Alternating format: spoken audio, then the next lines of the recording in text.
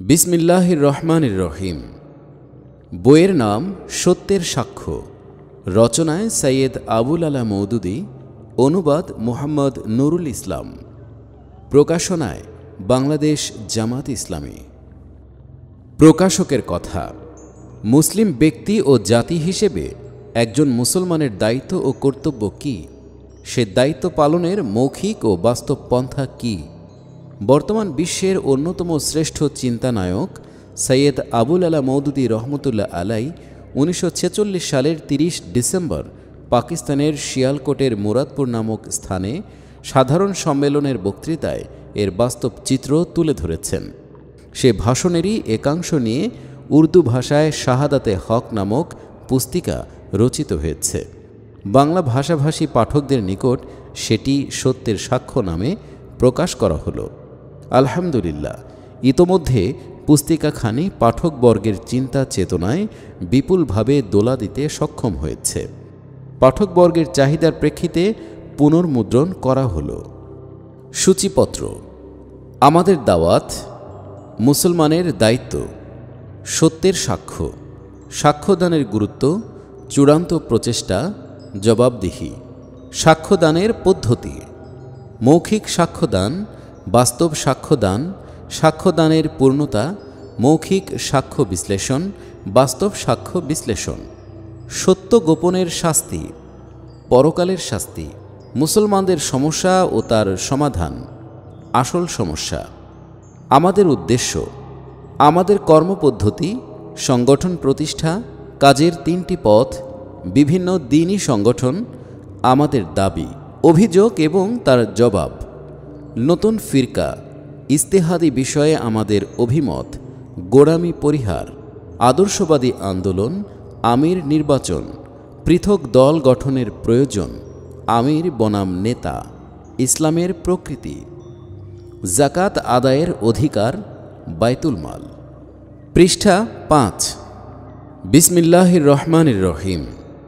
সমস্ত প্রশংসা সেই আল্লাহ তাআলার, যিনি নিখিল বিশ্বের একমাত্র স্রষ্টা, মালিক এবং শাসক, যিনি অসীম জ্ঞান, অনুগ্রহ ও ক্ষমতা বলে এই বিশ্বজাহান পরিচালনা করছেন, যিনি মানব জাতিকে সৃষ্টি করে তাকে দান করেছেন জ্ঞান ও বিবেক বুদ্ধির ন্যায় অমূল্য শক্তি, আর সমাসীন করেছেন দুনিয়ায় তার খিলাফতের মর্যাদায়, যিনি মানুষের পথ প্রদর্শনের নিমিত্ত যুগে যুগে নবীদের মারফত নাজিল করেছেন কিতাবসমূহ।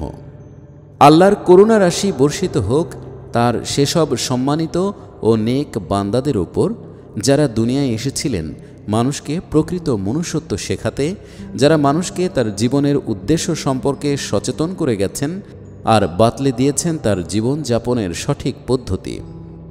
আজ দুনিয়ায় যা কিছু হিদায়েতের আলো, নৈতিক পবিত্রতা, পুণ্য ও পরহেজগারের নিদর্শন দেখা যাচ্ছে, তা হচ্ছে আল্লাহর এ নেক বান্দাদেরই পথ নির্দেশের ফল। দুনিয়ার মানুষ কখনো তাদের এ অনুগ্রহের কথা ভুলতে পারবে না। প্রিয় বন্ধুগণ, আমরা আমাদের সম্মেলনগুলোকে 2টো অংশে ভাগ করে থাকি। একাংশে আমরা পরস্পর বসে আপন কাজকর্ম যাচাই, পর্যালোচনা করি এবং তাকে আরও সামনে এগিয়ে নেওয়ার পরামর্শ করে থাকি। আর দ্বিতীয়াংশে আমরা সম্মেলন স্থানের সাধারণ অধিবাসীদের কাছে দাওয়াত পেশ করে থাকি। আজকের এ সম্মেলন শেষোক্ত উদ্দেশ্যেই অনুষ্ঠিত হচ্ছে। আমরা কোন বস্তুর দিকে লোকদের আহ্বান জানিয়ে থাকি অথবা আমাদের দাওয়াত কি, এ কথাটুকু বলার জন্যেই আমরা আপনাদেরকে এখন কষ্ট দিচ্ছি। আমাদের দাওয়াত। আমাদের দাওয়াত হচ্ছে যারা প্রথমত বংশগত মুসলমান এবং দ্বিতীয়ত মুসলমান নয় এমন সব মানব গোষ্ঠীর প্রতি। পৃষ্ঠা 6। এদের প্রত্যেকের জন্যই আমাদের কাছে বিশেষ পয়গাম রয়েছে, কিন্তু পরিতাপের বিষয় যে এখানে শেষোক্ত দলের লোকদেরকে আমি দেখতে পাচ্ছি না। আমাদের অতীতের ভুল ও বর্তমান অবস্থার ফলেই মানব জাতির এক বিরাট অংশ আমাদের থেকে দূরে সরে গেছে। এমতাবস্থায় তাদের ও আমাদের মহান প্রভু আমাদের পথ প্রদর্শনের জন্য নবীদের মারফত যে পয়গাম পাঠিয়েছিলেন তাকে তাদের কাছে পৌঁছানোর সুযোগ আমরা খুব কমই পেয়ে থাকি। যা হোক, তারা এখানে উপস্থিত নেই বলে মুসলমানদের জন্যে দাওয়াতের নির্দিষ্ট অংশকেই আমি এখানে পেশ করব। মুসলমানদের প্রতি আমাদের আহ্বান হচ্ছে এই যে মুসলমান হিসেবে তাদের উপর যে দায়িত্ব কর্তব্য ন্যস্ত হয় তা তারা পুরোপুরি অনুধাবন ও পালন করুন। আমরা মুসলিম, আমরা আল্লাহ ও তার দ্বীনকে মেনে নিয়েছি। কেবল এটুকু কথা বলেই আপনারা দায়িত্বমুক্ত হতে পারেন না, বরং আপনাদের এ চেতনাও থাকতে হবে যে যে মুহূর্তে আপনারা আল্লাহকে আপন প্রভু এবং তার দ্বীনকে নিজেদের জীবন বিধান বলে মেনে নিয়েছেন, ঠিক সেই মুহূর্ত থেকে আপনাদের উপর এক বিরাট দায়িত্ব এসে পড়েছে। পরন্তু সে দায়িত্ব পালনের পন্থা কি সে সম্পর্কে আমাদেরকে চিন্তা ভাবনা করতে হবে, কারণ এতে আপনারা ব্যর্থকাম হলে আপনাদের দুনিয়া ও আখিরাত উভয়ই ব্যর্থ হয়ে যাবে। এর মন্দ পরিণতি থেকে আপনারা কোথাও রেহাই পাবেন না। মুসলমানের দায়িত্ব, সে দায়িত্বটা কি তা শুধু আল্লাহ ও তার ফিরিস্তা, তার কিতাব, তার রসুল ও পরকালের প্রতি আপনাদের ঈমান আনা নয়, অথবা তা শুধু আপনাদের নামাজ পড়া, রোজা রাখা, জাকাত দেয়া এবং হজ করার ব্যাপারেও নয়, কিংবা তা বিবাহ, তালাক, উত্তরাধিকার ইত্যাদি বিষয়ে কিছুটা ইসলামী বিধান মেনে নেওয়াও নয়, বরং এসবের ঊর্ধ্বে এক বিরাট দায়িত্ব আপনাদের উপর ন্যস্ত হয়ে থাকে। তা হচ্ছে এই যে মহান সত্যের উপর আপনারা ঈমান এনেছেন তার সাক্ষীরূপে সারা দুনিয়ার সামনে আপনাদেরকে দাঁড়াতে হবে। পৃষ্ঠা 7। কুরআন মজিদে মুসলমান নামে আপনাদেরকে একটি স্বতন্ত্র জাতির মর্যাদা দেওয়া হয়েছে। এর একমাত্র উদ্দেশ্য হচ্ছে এই যে আপনারা সমস্ত মানুষের সামনে পুরোপুরি সত্যের সাক্ষী হয়ে দাঁড়াবেন। وَكَذَلِكَ جَعَلْنَاكُمْ أُمَّةً وَسَطًا لِتَكُونُوا شُهَدَاءَ عَلَى النَّاسِ وَيَكُونَ الرَّسُولُ عَلَيْكُمْ شَهِيدًا।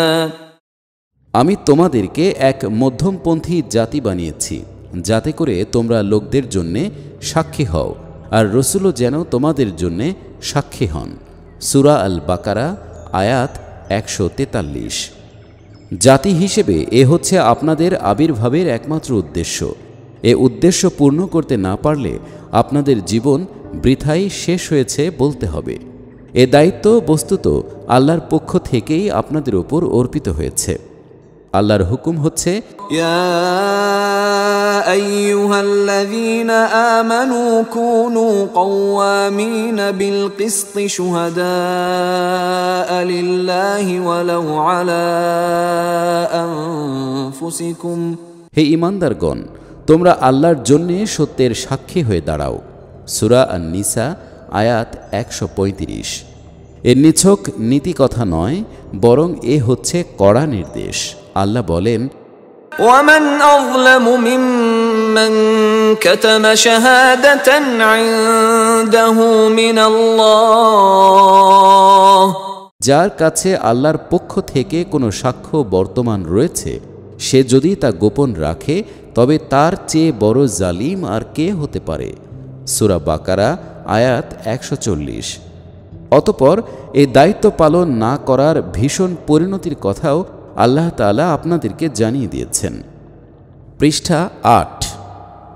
আপনাদের পূর্বে ইহুদি জাতিকে এ সাক্ষীর কাঠগড়ায় দাঁড় করানো হয়েছিল, কিন্তু তারা সত্যের কিছুটা গোপন আর কিছুটা তার বিপরীত সাক্ষ্যদান করেছিল।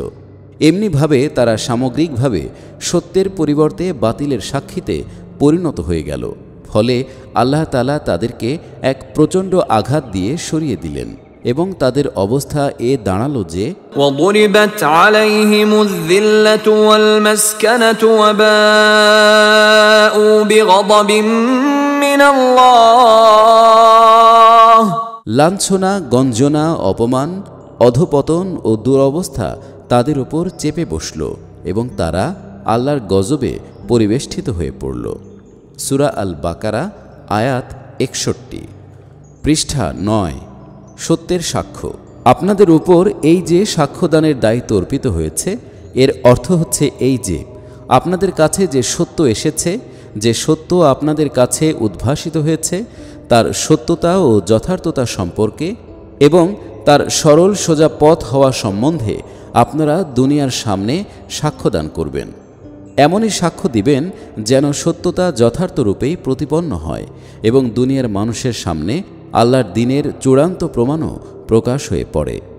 বস্তুত সত্যের এমনই সাক্ষ্যদানের জন্যেই যুগে যুগে নবীগণের আবির্ভাব হয়েছিল, আর এ দায়িত্ব পালন করা ছিল তাদের অপরিহার্য কর্তব্য।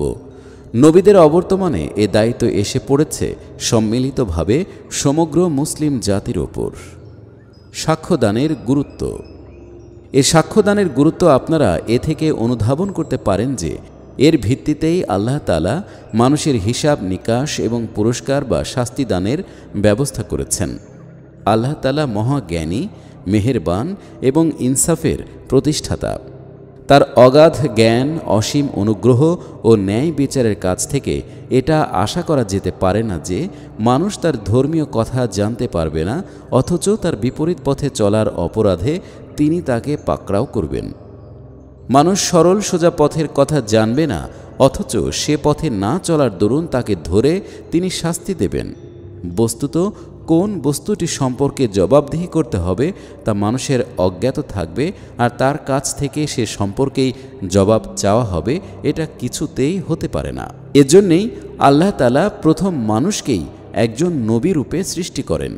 অতঃপর মানুষকে তার মর্জি ও দুনিয়ার জীবন যাপনের নির্ভুল পদ্ধতি শেখানোর জন্যে যুগে যুগে আরও অসংখ্য নবী পাঠিয়েছেন।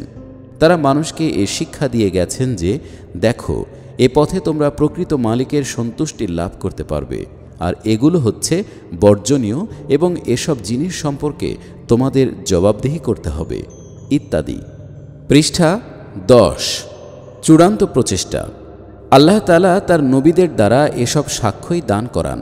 পবিত্র কোরআনে এর উদ্দেশ্য সম্পর্কে বলা হয়েছে, رسلا مبشرين ومنذرين لئلا يكون للناس على الله حجة بعد الرسل وكان الله عزيزا حكيما। অর্থাৎ আল্লাহ তাআলা নবীদেরকে সুসংবাদ প্রদানকারী এবং পরিণতির ভীতি প্রদর্শনকারী রূপে পাঠিয়েছেন, যাতে করে মানুষ তার কাছে এরূপ বিতর্ক তোলার সুযোগ না পায় যে আমরা তো বেখবর ছিলাম, আর আল্লাহ সর্বাবস্থায় প্রবল পরাক্রান্ত, প্রজ্ঞাময়। সূরা আন-নিসা আয়াত 165।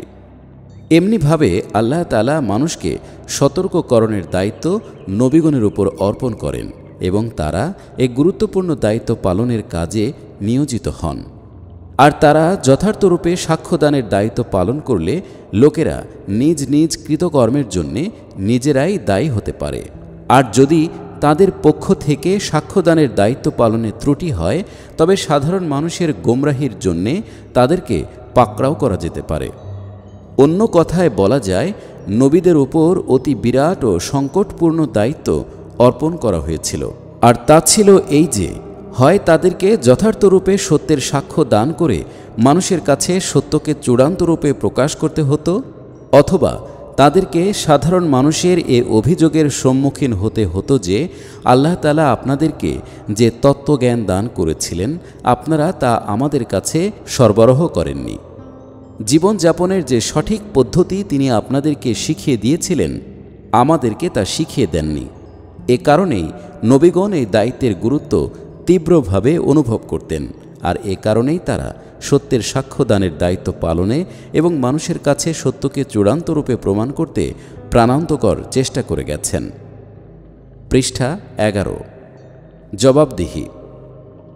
অতঃপর নবীদের মাধ্যমে যারা জ্ঞান ও হিদায়েতের পথ পেয়েছেন, তারাই একটি উম্মত বা জাতিতে পরিণত হয়েছে। নবীদের উপর সত্যের সাক্ষ্যদানের যে দায়িত্ব অর্পিত ছিল, তাদের অবর্তমানে তা উম্মতের উপর এসে পড়ল। তারাই এখন নবীদের উত্তরাধিকারীর মর্যাদায় অভিষিক্ত হল। এখন যদি তারা সত্যের সাক্ষ্যদানের দায়িত্ব যথাযথ রূপে পালন করা সত্ত্বেও সাধারণ মানুষ সত্যপন্থী না হয়, তবুও তারা পুরস্কৃত হবে এবং সাধারণ মানুষ আল্লাহর দরবারে অপরাধী সাব্যস্ত হবে। কিন্তু তারা যদি সত্যের সাক্ষ্যদানের কোনরূপ অবহেলা প্রদর্শন করে অথবা সত্যের পরিবর্তে অসত্যের বা বাতিলের সাক্ষী হয়ে দাঁড়ায়, তবে লোকদের আগে তারাই ধরা পড়বে। তারা নিজেদের কার্যাবলী সম্পর্কে তো জিজ্ঞাসিত হবেই, তদুপরি সাক্ষ্যদানে তাদের অবহেলার অথবা মিথ্যা সাক্ষ্যদান করার দরুন যারা গোমরাহী, বিপর্যয় ও ভ্রান্তির পথে চলেছে তাদের কার্যাবলী সম্পর্কেও তাদের জবাবদিহি করতে হবে। সাক্ষ্যদানের পদ্ধতি। ভদ্র মহোদয়গণ, সত্যের সাক্ষ্যদানের এ সংকটজনক দায়িত্বই আমার, আপনার ও যারা মুসলিম জাতি বলে পরিচয় দেয় এবং যাদের কাছে আল্লাহর কিতাব ও নবীদের হিদায়াত বর্তমান রয়েছে তাদের উপরও ন্যস্ত হয়ে আছে। এখন এই সাক্ষ্যদানের পন্থা কি তা ভেবে দেখুন।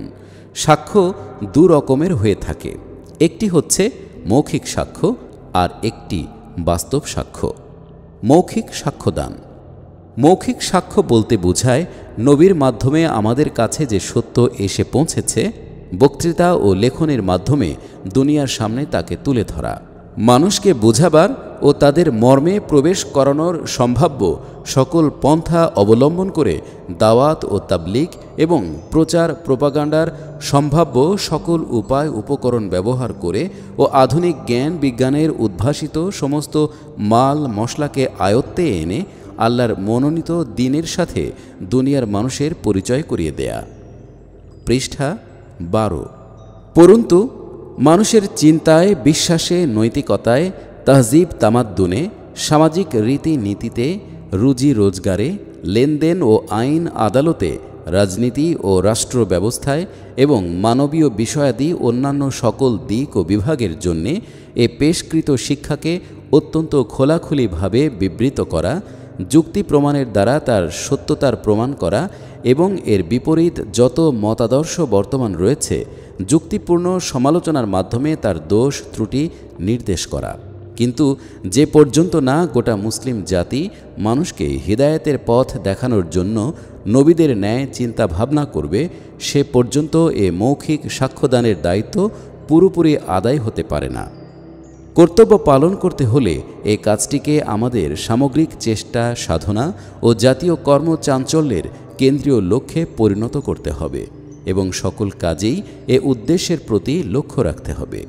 পরন্তু আমাদের মধ্য থেকে সত্যের বিপরীত সাক্ষ্যদানকারী কোনো আওয়াজকেই বরদাস্ত না করার জন্য প্রস্তুত থাকতে হবে।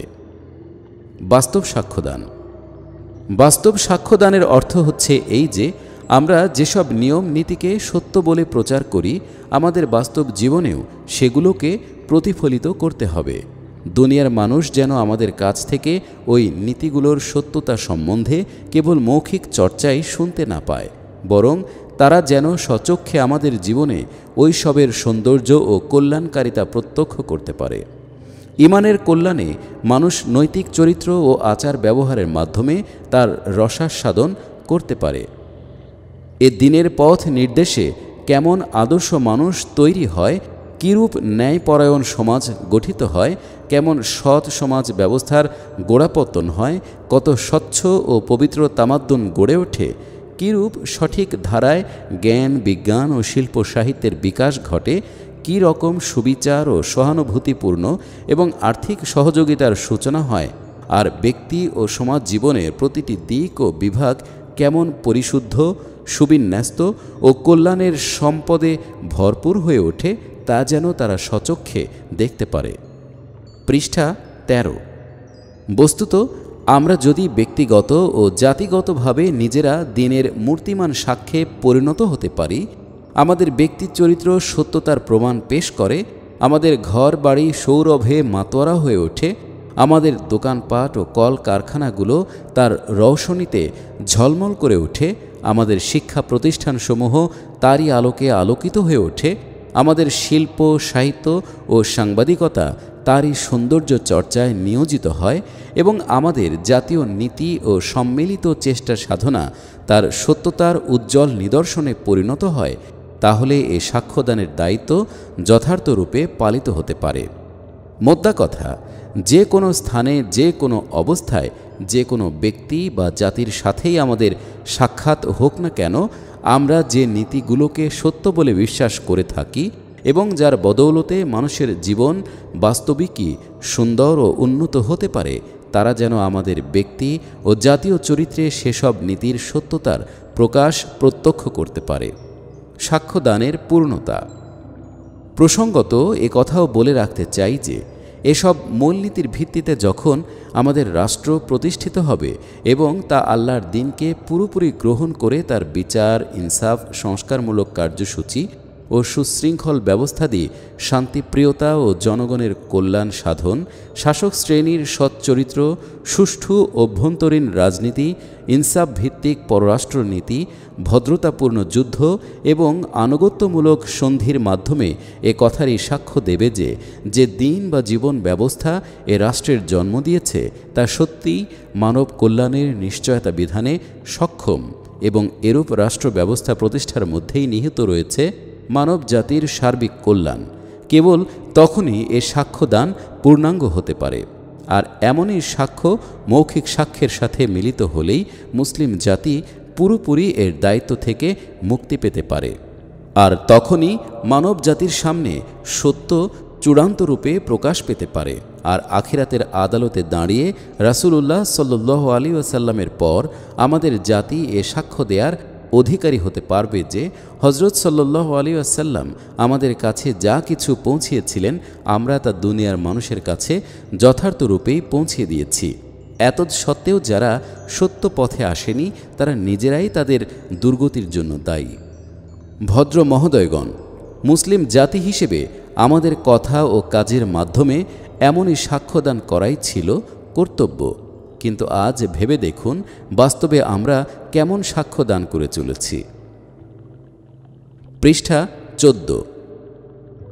মৌখিক সাক্ষ্য বিশ্লেষণ। মৌখিক সাক্ষ্যের কথাই প্রথমে ধরা যাক। আজ ব্যক্তিগত ও সামগ্রিকভাবে বক্তৃতা ও লেখনের মাধ্যমে ইসলামের জন্য সাক্ষ্যদানের কাজে ব্যাপৃত রয়েছে এমন খুব কম লোকই আমাদের মধ্যে পাওয়া যেতে পারে। তাদের মধ্যেও আবার যথার্থ রূপে এ কাজ করে যাচ্ছেন এমন লোকও খুব নগণ্য। যা হোক, এ নগণ্য সংখ্যক লোককে যদি বাদ দেয়া হয় তাহলে দেখা যাবে যে মুসলিম জাতির সাধারণ সাক্ষ্য ইসলামের অনুকূলে নয়, বরং তার প্রতিকূলেই চলে যাচ্ছে। আমাদের ভূস্বামীগণ ইসলামের উত্তরাধিকার আইনের পরিবর্তে জাহিলি রীতিকে যথার্থ বলে সাক্ষ্যদান করছেন। আমাদের উকিল, মোক্তার ও জজ, ম্যাজিস্ট্রেটগণ ইসলামের যাবতীয় আইন কানুনকে শুধু ভুলে নয়, বরং ইসলামের মৌলিক আইন শাস্ত্রকে গ্রহণের অযোগ্য এবং মানবরচিত আইনকে নির্ভুল বলে সাক্ষ্য দিচ্ছেন। আমাদের শিক্ষক, অধ্যাপক এবং শিক্ষা প্রতিষ্ঠানগুলো দর্শন ও ন্যায়শাস্ত্র, ইতিহাস ও সমাজবিজ্ঞান, অর্থনীতি ও রাজনীতি এবং আইনশাস্ত্র ও নৈতিক বিধিবিধান সম্পর্কে ধর্মবিমুখ পাশ্চাত্য মতবাদকে সত্য এবং ইসলামী মতবাদকে ভ্রুক্ষেপ করার ও অনুপযোগী বলে সাক্ষ্য দিচ্ছেন। অনুরূপভাবে আমাদের সাহিত্যিকগণ সাক্ষ্যদান করছেন যে ইংল্যান্ড, আমেরিকা, ফ্রান্স ও রাশিয়ার ধর্মবিমুখ নাস্তিক সাহিত্যিকদের যা আদর্শ তাদের আদর্শও তাই, এবং মুসলিম সাহিত্যিক হিসেবে তাদের সাহিত্যের কোনো স্বতন্ত্র মর্মবাণী নেই। পৃষ্ঠা 15। আমাদের পত্রপত্রিকা ও প্রচার যন্ত্রগুলো এ কথারই সাক্ষ্য বহন করে যে অমুসলিমদের কাছে যেসব নীতি এবং প্রচার প্রোপাগান্ডার পদ্ধতি রয়েছে তাদেরও নীতি এবং প্রচার পদ্ধতি ঠিক তাই। এখানকার ব্যবসায়ী ও মালিকগণ সাক্ষ্যদান করছে যে লেনদেন সম্পর্কীয় ইসলামী পদ্ধতি অনুসরণের অযোগ্য হয়ে পড়েছে। বর্তমানে শুধু অমুসলিমদের অনুসৃত পন্থাই কাজ কারবার চলতে পারে। আমাদের নেতৃবৃন্দ সাক্ষ্যদান করে চলেছেন যে অমুসলিমদের কাছে জাতীয়তা ও স্বদেশিকতার যে জিকির, জাতীয় দাবি দাওয়া, জাতীয় সমস্যাবলী সমাধান করার যে পন্থা এবং রাজনীতি ও শাসনতন্ত্রের যে মূলনীতি বিদ্যমান রয়েছে তাদের কাছেও ঠিক তাই রয়েছে। এসব ব্যাপারে যেন ইসলাম তাদেরকে কোনো পথের সন্ধান দেয়নি। আমাদের জনগণ সাক্ষ্য দিচ্ছে যে তাদের মুখে দুনিয়াবি কাজ কারবারের চর্চা ব্যতীত অন্য কোনো আলোচ্য বিষয় নেই। তারা এমন কোনো ধর্মের সাথে সম্পর্কিত নয় যার আলোচনায় কিছু সময় ব্যয় করতে পারে। আজ শুধু ভারতের তথা উপমহাদেশের নয়, বরং সমষ্টিগতভাবে সারা দুনিয়ার মুসলমান যে মৌখিক সাক্ষ্যদান করছে এ হচ্ছে তার নমুনা। বাস্তব সাক্ষ্য বিশ্লেষণ। এবার বাস্তব সাক্ষ্যের কিছু নমুনা দেখুন। মৌখিক সাক্ষ্যের তুলনায় এ অবস্থা আরও শোচনীয়। অবশ্য কোনো কোনো স্থানে এমন কিছু সৎ ব্যক্তিও রয়েছেন যারা নিজেদের জীবনে ইসলামকে প্রতিফলিত করে চলেছেন। কিন্তু বেশিরভাগ লোকের অবস্থা কি? ব্যক্তিগত জীবনে মুসলিম জনসাধারণ ইসলামের যে প্রতিনিধিত্ব করছে তা হচ্ছে এই যে ইসলামী পরিবেশে লালিত পালিত ব্যক্তিগণ কোনো দিক দিয়েই কুফরি পরিবেশে লালিত পালিত লোকদের তুলনায় উন্নত অথবা স্বতন্ত্র নয়, বরং অনেক ক্ষেত্রেই তারা ওদের চেয়েও নিকৃষ্ট।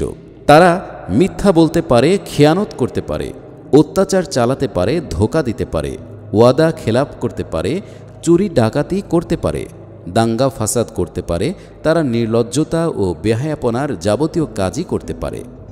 নৈতিকতা বিরোধী এসব আচরণে তারা গড়পড়তা হিসেবে কোনো কাফির জাতির তুলনায় কম নয়।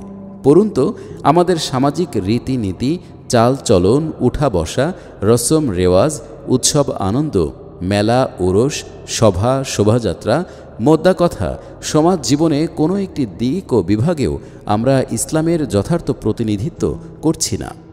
আমাদের এসব আচরণ এ কথারই বাস্তব সাক্ষ্য দিচ্ছে যে ইসলামপন্থীগণ নিজেদের জন্যে ইসলামের পরিবর্তে জাহিলিয়াতকেই বেশি অনুকরণযোগ্য মনে করছে। পৃষ্ঠা 16। আমরা কোনো শিক্ষা প্রতিষ্ঠান গড়ে তুললে তাতে শিক্ষা, শিক্ষা পদ্ধতি ও শিক্ষার দর্শন সব কিছুই অমুসলিমদের কাছ থেকে গ্রহণ করে থাকি। কোনো সমিতি কায়েম করলে তার উদ্দেশ্য, গঠন পদ্ধতি, কর্মনীতি সব কিছুই অমুসলিমদের সমিতি থেকে নিয়ে থাকি। আমাদের জাতি কোনো সামগ্রিক চেষ্টা সাধনায় আত্মনিয়োগ করলে তার দাবি দাওয়া, তার তদবিরের পন্থা, দলের গঠনতন্ত্র, নিয়ম পদ্ধতি, তার প্রস্তাবাবলী, বক্তৃতা বিবৃতি সব কিছুই অবিকল অমুসলিম জাতির অনুরূপ হয়ে থাকে। এমনকি যেখানে আমাদের স্বাধীন অথবা আধা স্বাধীন রাষ্ট্রীয় সরকার বর্তমান রয়েছে, সেখানেও আমরা রাষ্ট্রের ভিত্তি, রাষ্ট্র ব্যবস্থা এবং যাবতীয় আইন কানুন অমুসলিমদের কাছ থেকেই ধার করে নিয়েছি। কোনো কোনো মুসলিম রাষ্ট্রে ইসলামী আইন শুধু পার্সোনাল ল হিসেবেই রয়ে গেছে, আর কোনো কোনো রাষ্ট্রে তো তাকেও পরিবর্তন না করে ছাড়েনি। অধুনা লরেন্স ব্রাউন নামক জনৈক ইংরেজ লেখক দি প্রসপেক্টাস অব ইসলাম নামক গ্রন্থে বিদ্রূপ করে বলেছেন, আমরা যখন ভারতে ইসলামের দেওয়ানি ও ফৌজদারি আইনকে সেকেলে ও অকেজো মনে করে রহিত করে দিয়ে কেবল মুসলমানদের পার্সোনাল ল হিসেবে রেখে দিয়েছিলাম, তখন মুসলমানদের কাছে তা বড় অপছন্দনীয় বলে মনে হচ্ছিল, কারণ এর ফলে তাদের অবস্থা এককালীন ইসলামী রাষ্ট্রে অমুসলিম জিম্মিদের অনুরূপ হয়ে গিয়েছিল। কিন্তু এখন আমাদের নীতি শুধু ভারতীয় মুসলমানদেরই মনোপুত হয়নি, বরং মুসলিম রাষ্ট্রগুলো আজ আমাদের অনুসৃত নীতিরই অনুসরণ করছে। তুরস্ক ও আলবেনিয়া তো বিবাহ, তালাক ও উত্তরাধিকার আইন পর্যন্ত আমাদের মানদণ্ড অনুযায়ী সংশোধন করে নিয়েছে। এ থেকে এ কথাই প্রমাণিত হচ্ছে যে আইনের উৎস হচ্ছে আল্লাহর ইচ্ছা মাত্র। মুসলমানদের এ ধারণাটি নিছক একটি পবিত্র কাহিনী তথা পায়াস ফিকশন ছাড়া আর কিছুই ছিল না। আজ সারা দুনিয়ার মুসলমান সম্মিলিতভাবে ইসলামের বিরুদ্ধে যে বাস্তব সাক্ষ্যদান করে চলছে, এ তো হচ্ছে তার নমুনা। আমরা মুখে যাই বলি না কেন, আমাদের সামগ্রিক কার্যকলাপ এ কথারই সাক্ষ্য বহন করছে যে এ দিন ইসলামের কোনো নিয়ম নীতি আমাদের মনোপুত নয় এবং এর প্রবর্তিত কানুনের মধ্যেও আমাদের কোনো কল্যাণ ও মুক্তি নেই। পৃষ্ঠা 17। সত্য গোপনের শাস্তি। এমনই সত্য গোপন ও মিথ্যা সাক্ষ্যদানের মধ্যেই আজ আমরা লিপ্ত হয়ে আছি। আর আল্লাহ তাআলা এমনই গুরুতর অপরাধের জন্যে যে ভীষণ পরিণাম নির্ধারিত করে রেখেছেন, আমাদেরকে ঠিক সেই পরিণতিরই সম্মুখীন হতে হচ্ছে। যখন কোনো জাতি আল্লাহর কোনো নিয়ামতের প্রতি উপেক্ষা প্রদর্শন করে আপন সৃষ্টিকর্তার সাথে বিশ্বাসঘাতকতা করে, তখন আল্লাহ তাকে ইহকাল ও পরকালে সর্বত্রই শাস্তি দিয়ে থাকেন। ইহুদি জাতির বেলায় আল্লাহ তাআলার এই শাশ্বত বিধান পুরোপুরি কার্যকরী হয়েছে, আর আজ আমরা আসামির কাঠগড়ায় দাঁড়িয়েছি। ইহুদিদের সঙ্গে আল্লাহ তাআলার কোনো ব্যক্তিগত আক্রোশ ছিল না যে তিনি শুধু তাদেরকেই অপরাধের শাস্তি দান করবেন, আর আমাদের সঙ্গে তার এমন কোনো বিশেষ সম্পর্ক নেই যে অপরাধে লিপ্ত থেকেও আমরা তার শাস্তি থেকে বাঁচতে পারব। বস্তুত আমরা সত্যের সাক্ষ্যদানে যতটুকু ত্রুটি করে আসছি আর বাতিলের সাক্ষ্যদানে যতখানি তৎপরতার পরিচয় দিচ্ছি, ঠিক ততটাই আমরা অধপাতের দিকে নেমে যাচ্ছি। পৃষ্ঠা 18। গত এক শতাব্দীর মাঝেই মরক্কো থেকে পূর্ব ভারতীয় দ্বীপপুঞ্জ, ইন্দোনেশিয়া, মালয়, সিঙ্গাপুর ইত্যাদি পর্যন্ত একের পর এক দেশ আমাদের হস্তচ্যুত হয়ে গেছে। মুসলিম জাতিগুলো একে একে পরাজিত ও পরাধীন হয়ে পড়েছে। মুসলিম নাম আর গৌরব ও সম্মানের প্রতীকরূপে নয়, অপমান, দারিদ্র্য ও অবনতির প্রতীক স্বরূপ রয়ে গেল। দুনিয়ায় মান সম্মান বলতে আমাদের আর কিছুই অবশিষ্ট থাকল না। কোথাও আমাদেরকে পাইকারিভাবে হত্যা করা হলো, আর কোথাও আমাদেরকে ঘর বাড়ি থেকে বিতাড়িত করা হলো, আর কোথাও শুধু চাকরি বাকরি ও খেদমতের কাজে ব্যবহার করার জন্যে জীবিত রাখা হলো। যেখানে মুসলমানদের নিজস্ব সরকার ছিল, সেখানেও তারা ক্রমাগতভাবে পরাজিত হতে লাগল। আজ আমাদের অবস্থা হচ্ছে এই যে, বিদেশি শক্তির ভয়ে তারা সদা ভীত ও সন্ত্রস্ত।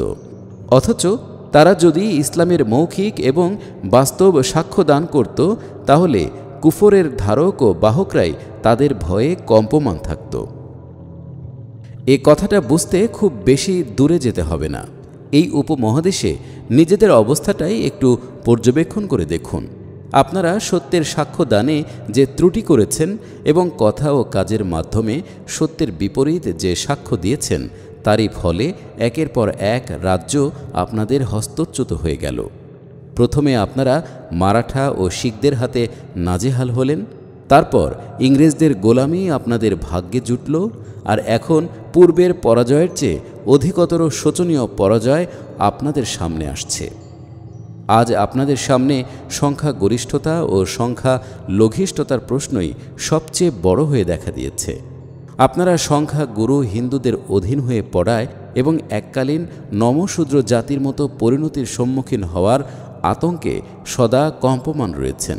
কিন্তু আপনারা আল্লাহর ওয়াস্তে আমায় বলুন তো, আপনারা যদি ইসলামের যথার্থ সাক্ষী হতেন, তাহলে কি এখানকার কোনো সংখ্যাগুরু জাতি আপনাদের ভয়ের কারণ হতে পারত? পৃষ্ঠা 19। আর আজও যদি আপনারা কথা ও কাজের মাধ্যমে ইসলামের যথার্থ সাক্ষ্যদানকারী হন, তাহলে কি কয়েক বছরের মধ্যেই সংখ্যাগরিষ্ঠতা ও সংখ্যা লঘিষ্ঠতার প্রশ্নে মীমাংসা হয়ে যায় না? আরবের মাত্র প্রতি লাখে একজন সংখ্যালঘুকে দুনিয়া থেকে নিশ্চিহ্ন করে ফেলার সিদ্ধান্ত করেছিল এক বিদ্বেষ পরায়ণ ও চরম অত্যাচারী সংখ্যাগুরু জাতি। কিন্তু ইসলামের সত্যতার সাক্ষীগণ মাত্র 10 বছরের মধ্যেই সেই সংখ্যালঘুদেরকে শতকরা 100 জনের সংখ্যাগরিষ্ঠতায় রূপান্তরিত করেছিল। অতঃপর ইসলামের সাক্ষ্য দানকারী এই জাতিটি যখন আরব থেকে বের হলো, তখন মাত্র 25 বছরের মধ্যেই তুর্কিস্তান থেকে মরক্কো পর্যন্ত একের পর এক জাতি তাদের সাক্ষ্যদানের উপর ঈমান আনতে লাগল। যেসব এলাকায় শতকরা 100 জন অগ্নিপূজক ও খ্রিস্টান বাস করত, সেখানে শতকরা 100 জনই মুসলমান বাস করতে লাগল। কোনো প্রকার হঠকারিতা, জাতি বিদ্বেষ এবং ধর্মীয় সংকীর্ণতাই সত্যের এই বাস্তব ও জীবন্ত সাক্ষ্যের সামনে দৃঢ় হয়ে দাঁড়ানোর মতো মজবুত বলে প্রমাণিত হয়নি। কাজেই আজ যদি আপনারা অন্য জাতির পদানত হয়ে গিয়ে থাকেন এবং অধিকতর শোচনীয় রূপে পদানত হওয়ার আশঙ্কায় শঙ্কিত হয়ে পড়েন, তাহলে তা সত্য গোপন ও মিথ্যা সাক্ষ্যদানের অনিবার্য শাস্তি ছাড়া আর কি হতে পারে? পরকালের শাস্তি। এই তো হচ্ছে এই অপরাধের জন্য দুনিয়ার জীবনে প্রাপ্য শাস্তির নমুনা, আর পরকালে এর চেয়েও কঠিনতর শাস্তির আশঙ্কা রয়েছে। যতক্ষণ আপনারা সত্যের সাক্ষী রূপে নিজেদের দায়িত্ব ও কর্তব্য পালন না করছেন, ততক্ষণ পর্যন্ত দুনিয়ায় যত গোমরাহি বিস্তার লাভ করবে, যত জুলুম, পীড়ন, ফিতনা, ফাসাদ, নাফরমানিমূলক ব্যাপার ঘটবে, যত অনৈতিকতা ও অসৎ চরিত্রতার প্রচলন হবে, নিজ দায়িত্ব থেকে আপনারা কিছুতেই নিষ্কৃতি লাভ করতে পারেন না। কারণ ওই সকল অনাচার সৃষ্টির দায়িত্ব যদিও আপনাদের নয়, কিন্তু ওইগুলো সৃষ্টি হওয়ার কারণ জিয়ে রাখার এবং এগুলোর বিকাশ লাভের সুযোগ দেওয়ার জন্য আপনারা অবশ্যই দায়ী। পৃষ্ঠা 20। মুসলমানদের সমস্যা ও তার সমাধান। ভদ্র মহোদয়গণ, এ পর্যন্ত আমি যা কিছু আরোচ করলাম তা থেকে আপনারা জানতে পেরেছেন যে মুসলমান হিসেবে আমাদের কি কর্তব্য ছিল আর কি করছি, এবং নিজেদের কৃতকর্মের জন্যে আমাদের কি দুর্ভোগ পোহাতে হচ্ছে। এদিক থেকে যদি আপনারা প্রকৃত বিষয়টির প্রতি লক্ষ্য করেন তাহলে স্বভাবতই আপনাদের কাছে এই সত্যটি উদ্ঘাটিত হবে যে মুসলমানরা আজ ভারতবর্ষ ও পৃথিবীর অন্যান্য দেশে যেসব সমস্যাকে তাদের জাতীয় জীবনের আসল সমস্যা বলে মনে করে নিয়েছে এবং যেগুলোর সমাধানের জন্য কিছুটা পরিকল্পিত আর বেশিরভাগই অন্যের কাছ থেকে ধার করে আনা পন্থায় সর্বশক্তি নিয়োগ করছে, প্রকৃতপক্ষে সেগুলোর কোনোটিই তাদের সমস্যা নয়। আর সেগুলোর সমাধানের জন্যে সময়, শক্তি, শ্রম ও অর্থব্যয় নিছক পণ্ডশ্রম বই কিছুই নয়। একটি সংখ্যালঘু জাতি আর একটি সংখ্যাগুরু জাতির মাঝখান থেকে নিজেদের স্বার্থ, অস্তিত্ব ও অধিকার কি করে রক্ষা করবে? কোনো সংখ্যালঘু জাতি নিজ নিজ সীমার ভেতরে সংখ্যাগুরুর ন্যায় অধিকার কেমন করে আদায় করবে? কোনো পরাধীন জাতি একটি পরাক্রমশালী জাতির অধীনতা থেকে কেমন করে মুক্ত হবে? একটি দুর্বল জাতি একটি শক্তিশালী জাতির অন্যায় ও জুলুম থেকে কেমন করে আত্মরক্ষা করবে? একটি অনুন্নত জাতি কেমন করে একটি শক্তিশালী জাতির ন্যায় উন্নতি, সমৃদ্ধি ও শক্তি অর্জন করবে? এ ধরনের সমস্যা অমুসলিমদের পক্ষে বিশেষ গুরুত্বপূর্ণ ও প্রধানতম সমস্যা বিবেচিত হতে পারে এবং এগুলোর প্রতি তাদের যাবতীয় চেষ্টা, সাধনা ও মনোযোগ কেন্দ্রীভূত হতে পারে। কিন্তু আমাদের মুসলমানদের পক্ষে এগুলো কোনো স্বতন্ত্র ও স্থায়ী সমস্যাই নয়, বরং এ হচ্ছে আমাদের আসল কাজের প্রতি বিমুখতারই অনিবার্য পরিণতি। আমরা যদি সে কাজ যথাযথভাবে সম্পাদন করতাম তাহলে আজ আর এত জটিল ও উদ্বেগজনক সমস্যার স্তূপ জমতে পারত না। এখনও যদি আমরা ওই আবর্জনা পরিষ্কার করার পরিবর্তে আমাদের যাবতীয় মনোযোগ ও শক্তি সামর্থ্যকে সেই আসল কর্তব্য পালনে নিয়োজিত করি তাহলে অনতিকালের মধ্যেই শুধু আমাদের নয়, সারা দুনিয়ার পক্ষে উদ্বেগজনক সমস্যার আবর্জনা স্বাভাবিকভাবেই পরিষ্কার হয়ে যাবে। কারণ দুনিয়াকে পরিচ্ছন্ন ও পরিশুদ্ধ রাখার দায়িত্ব আমাদের উপরই ন্যস্ত ছিল। সে দায়িত্ব পালনে গাফলতির ফলেই আজ দুনিয়াটা সমস্যার আবর্জনায় ভরে গেছে, আর দুনিয়ার সর্বাধিক জঞ্জালময় অবস্থাটা আমাদের ভাগেই পড়েছে। পৃষ্ঠা 21। পরিতাপের বিষয় যে মুসলমানদের ধর্মীয় ও রাজনৈতিক নেতৃবৃন্দ এ বিষয়টি বুঝবার জন্যে আদৌ চেষ্টা করছেন না। মুসলিম জনসাধারণকে আজ সর্বত্রই এ কথা বোঝানো হচ্ছে যে সংখ্যাগুরুর প্রশ্ন, স্বদেশের স্বাধীনতা, জাতীয় স্বার্থ রক্ষা, বৈষয়িক উন্নতি ইত্যাদি হচ্ছে তোমাদের আসল সমস্যা। পরন্তু এই ভদ্রলোকেরা এসব সমস্যার সমাধানের যে পন্থা অমুসলিমদের কাছ থেকে শিখেছেন তাই তারা মুসলমানদের কাছে পেশ করছেন। কিন্তু আমি আল্লাহর অস্তিত্বের ওপর যতটা বিশ্বাসী ঠিক ততখানি দৃঢ়তার সাথেই বলতে পারি যে এ দ্বারা আপনাদেরকে ভুল পথে পরিচালিত করা হচ্ছে, আর এ পথে চলে আপনারা কখনো কল্যাণময় লক্ষ্যে পৌঁছতে পারবেন না। আসল সমস্যা। তাই আপনাদের জীবনে প্রকৃত সমস্যা কি এ কথা অকপটে ও পরিষ্কার ভাষায় বিবৃত না করলে আপনাদের চরম অহিতাকাঙ্ক্ষী বলেই প্রমাণিত হবে। আমার জানা মতে আপনাদের বর্তমান ভবিষ্যৎ একটি বিশেষ প্রশ্নের সাথে ওতপ্রোতভাবে জড়িত। তা হচ্ছে এই যে আল্লাহ তার রাসূলের মাধ্যমে আপনাদের কাছে যে হিদায়াত পাঠিয়েছেন, যার কল্যাণে আপনারা মুসলিম নামে অভিহিত হচ্ছেন এবং যার সাথে সম্পর্ক থাকার দরুন ইচ্ছায় হোক কি অনিচ্ছায় আপনারা দুনিয়ায় ইসলামের প্রতিনিধি সাব্যস্ত হয়েছেন, তার সঙ্গে আপনারা কীরূপ আচরণ করছেন। আপনারা যদি সত্যিকারভাবে ইসলামের আনুগত্য করেন এবং কথা ও কাজের মাধ্যমে তার সত্যতার সাক্ষ্য দেন আর আপনাদের জাতীয় চরিত্রে ইসলামকে পুরোপুরি প্রতিফলিত করেন, তাহলে আপনারা দুনিয়ার উন্নতি ও সমৃদ্ধি এবং পরকালে সাফল্য ও কল্যাণের অধিকারী হবেন। পৃষ্ঠা 22। আপনাদের উপর ভয়, ভীতি, অপমান, লাঞ্ছনা এবং পরাজয় ও পরাধীনতার যে মেঘ আচ্ছন্ন হয়ে আছে তা মাত্র কয়েক বছরের মধ্যেই পরিষ্কার হয়ে যাবে। সত্যের প্রতি আপনাদের আহ্বান ও সচ্চারিত্রিক মাধুর্য লোকদের মস্তিষ্ক প্রভাবিত করবে। দুনিয়া জোড়া আপনাদের প্রভাব প্রতিপত্তি কায়েম হবে। আপনাদের কাছ থেকেই ইনসাফ ও ন্যায় বিচারের প্রত্যাশা করা হবে। আপনাদের আমানতদারি ও বিশ্বস্ততার উপরই লোকেরা ভরসা করবে। আপনাদের মুখনিসৃত বাণী সকল মহলে প্রবল বলে স্বীকৃতি লাভ করবে। আপনারাই হবেন যাবতীয় কল্যাণের উৎস। আপনাদের প্রতিদ্বন্দ্বী কুফরি নেতৃত্বের কোনো প্রভাব প্রতিপত্তি আর অবশিষ্ট থাকবে না। আপনাদের সততা ও ন্যায় পরায়ণতার ফলে তাদের সমুদয় দর্শন এবং রাজনৈতিক ও অর্থনৈতিক মতবাদগুলো মিথ্যা বলে প্রমাণিত হবে। তাদের শিবিরে আজ যেসব শক্তির সমাবেশ দেখা যাচ্ছে তা ছিন্ন হয়ে ইসলামের শিবিরে এসে পড়বে। এভাবে এমন এক দিন আসবে যখন কমিউনিজম মস্কোতে থেকেই আত্মরক্ষার জন্যে ব্যতিব্যস্ত হয়ে পড়বে। পুঁজিবাদ পুষ্ট গণতন্ত্র ওয়াশিংটন ও নিউ ইয়র্কে থেকেই আত্মরক্ষার চিন্তায় কম্পমান হবে। লন্ডন ও প্যারিসের বিশ্ববিদ্যালয়গুলোতে জড়বাদ পুষ্ট ও নাস্তিক্যবাদের জায়গা খুঁজে পাওয়াই মুশকিল হয়ে দাঁড়াবে।